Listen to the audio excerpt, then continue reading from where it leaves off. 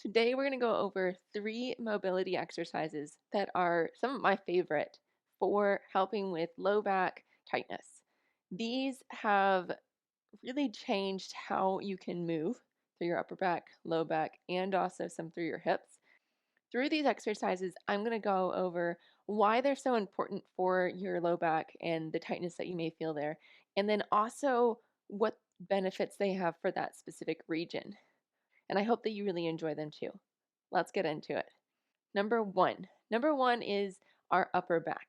Our upper back is made up of our ribs where they attach to our thoracic spine. It also is our main point of rotation. Now, you may be thinking, like, Liz, I rotate the least in my upper back. That might be why you have some low back issues and why you have some neck issues and also potentially some shoulder issues. Our upper back is kind of our midpoint or our like main central location. Everything stems off of it. Well, a majority of everything stems off of it. We have our shoulders that branch off of our thoracic spine. We have our neck that comes off of our thoracic spine. And we have our low back that comes off of that. It's kind of a huge portion of our body that the upper back affects or our thoracic spine affects. Now, it inherently has more stability. So if you are a hypermobile or more flexible person, this will be an area that you tend to hold more stiffness in as a rule. And if you are a more hypomobile or you need to stretch everything, then this is also an area that can get tight because you just need to stretch most things in general. You need more mobility as a whole. And so this upper back move, it kind of links together the posture that we may need to have. It goes into where if we're not getting as much extension or the ability to straighten our spine through that area, we're probably not getting as much rotation because those two movements are what we call our coupled movements. So as we think about your spine, if we lack extension in either the left side or the right side of the spine, then we're going to lack rotation in either the right side or the left side of the spine. Another way that we can think about this is that if we lack rotation, we're also lacking extension. So vice versa, versa vice. And that can be a huge factor because if we don't get it through our mid back, one area that we will get it through is our low back. Since we have ribs in our thoracic spine, that limits our mobility as a whole there.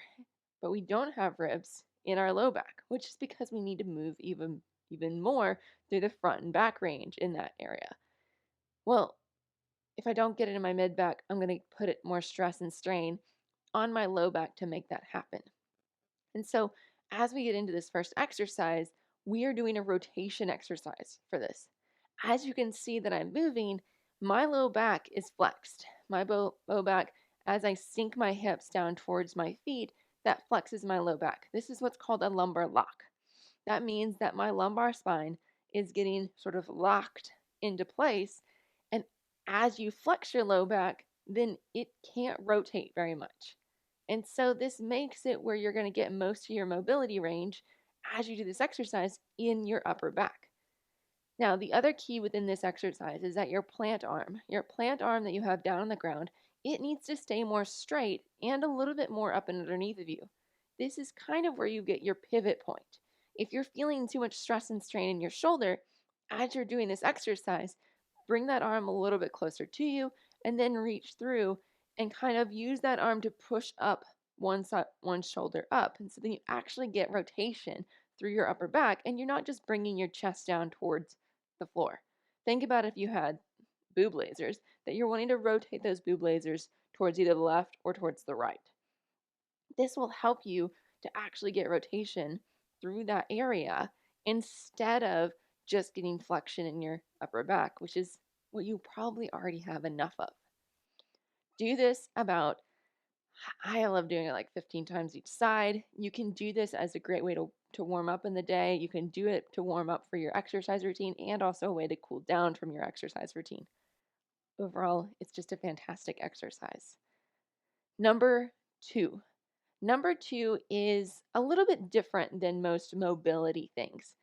When we think of tightness in our low back, tightness doesn't always equal lack of range.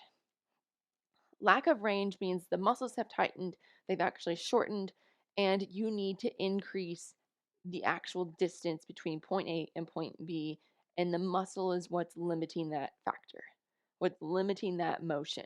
Well, I don't know about you, but our muscles can actually contract and they can relax. And sometimes when they can contract, that's not that they're permanently shortened and they need to be permanently lengthened. It's that they're tightening up and almost what we call guarding. Well, guarding in the low back, especially along the sides of the low back, that doesn't always mean that it needs to be stretched. It needs to be pulled apart. Sometimes it needs to be convinced that it's okay to relax, that we have stability in other parts of our body to help that area say you don't have to carry all of the load. And that's what part of our core does. Our core meaning the surrounding body that surrounds our trunk and supports it. This part of our core can actually mainly be our front part of our abs and our obliques. But we have to do this in a range of motion, and we have to make our back say, ah, I do have support. I don't need to hold so much stress here and make sure we don't have any movement. Because whenever those muscles, your paraspinal muscles, when they guard, then that locks down your spine and it makes it where you don't have as much range of motion. Well, if it's protecting our spine because it thinks that there's something that's wrong, then we need to convince it's okay. Or you need to go get checked out with a PT, a chiropractor, or your primary care doctor and figure out why it's locking up and if there is something that's actually very significantly wrong. If it's locking up because it doesn't have the stability that it needs and that it's getting from its surrounding musculature, then we need to change that. And so, this exercise, when you're on your hands and knees, it is the kind of the base move of a cat cow, but it's also the part of the cat cow that gets left out because everybody thinks about our upper back moving instead of our lower back moving. And so for this, I want you to actually not move your upper back. You're going to keep that pretty still, and you're just going to think about this as a pelvis movement. What you're going to do is you're going to tuck your pelvis up underneath of you, kind of like you're a sad dog, and then you're going to stick that pelvis up like you were a really happy dog. Or some people like to think about it if they have a bee stinger sticking off their butt, they point the bee stinger down, they point the bee stinger back up. It's sometimes an easier visual than the dog tail up and the dog tail down. Either way, tomato, tomato. Just think about tucking that tail and raising it back up, or tucking your bee stinger and raising it back up. What you want to do in this, if it hurts you to go through the full range of motion, then don't. Stop right to the edge of where you start to feel tension, and then go back the other way. And then stop on the edge that you feel the tension, and then go the other way. As you do this, you're gently moving your body. You're using your abs to actually make this happen. Don't force the bee stinger pointed up or the happy dog, because that'll make your paraspinal muscles actually contract more. Just relax. Let your belly hang to the ground because that's what it's going to do with gravity anyways. Like you were really like letting that beer gut hang out low. And then you're going to start tucking your tail up underneath of you. That will engage your lowermost abs first, and then that will round your spine and bring you to a nice flat or slightly rounded up lower back, which is where your bee stinger or your tail is tucking down. This movement, going back and forth, is gentle range of motion for your low back, which is one of the reasons why you're doing this. And then two, you're using and engaging your lower core with the use of relaxing your paraspinals. And so that back and forth of that engaged and relaxed and engaged and relaxed will help you to actually relax your paraspinal muscles. This exercise you can do like 6 or 7 times a day.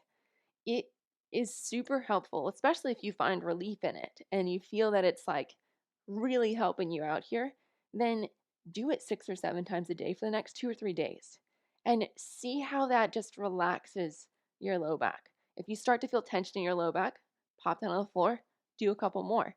Yes, it is a slightly sexual type exercise.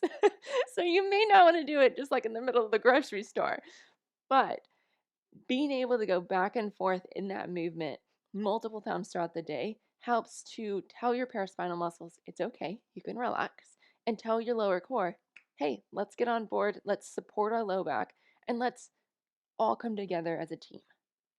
That was number two. Number three. Number three is a hip flexor stretch and kind of a trunk stretch. So, a lot of times, whenever we have low back tension, it's that our lower core isn't very strong, which we kind of address that in number two. But two, it's that our hip flexors are too tight, which also comes back to our core musculature. Because if our hip flexors are tight, it usually is a lack of core musculature, which, ding, ding, ding, time to check out my online strength and conditioning programs. They're in the description below, and you will probably find them super helpful. So, going back to our hip flexors, if they're tight, they probably need a little bit of a stretch and then a little bit of an activation to help relax them. This kind of lunge forward, one helps you to support your low back because you're resting your chest a little bit more forward and you're kind of rounding your low back, which again, that lumbar lock, and then you're getting that hip flexor stretch because as we lock down our low back, we make it where it's not going to move anymore. Then that's one side of our hip flexor that we are holding strong and still. Then we are moving the other part, which is our femur, then we're actually getting a stretch across that muscle. Now, again, it probably is not that this exercise is going to fix you. It's going to feel good, it's going to help give you some relief, but it's that you also need to do some core exercises and some core strengthening and probably also some hip flexor strengthening to help gain the full effect of decreasing that tightness in your low back and supporting your trunk as a whole. But this hip flexor stretch combines an upper back rotation. So as we lunge forward, then we're going to take our hand and we're going to reach up to the sky. This upward movement and rotation of our chest kind of puts in together all of the two other exercises. One, the upper back rotation that we needed, and two, the core strength to help us rotate and lift and move. But it also gives us a hip flexor stretch and kind of that full body opening that we sometimes need to help give our low back some relief and decrease some tension. This exercise, feel free to do it just like you did the first one. Do it in the morning when you wake up. Do it before your workout routine and or afterwards to help as a mobility component for warming up and or cooling down. And do it when you just need a little bit more opening to your body. Again, this isn't going to fix your actual movement patterns, but it is going to help it.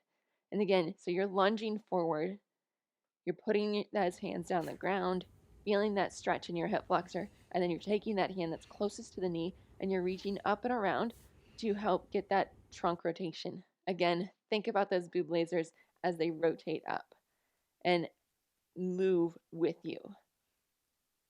So I hope this was super helpful. Let me know if you have any questions or comments below in the comment section. And I hope that this will give you some of the relief that you want. Cheers, y'all.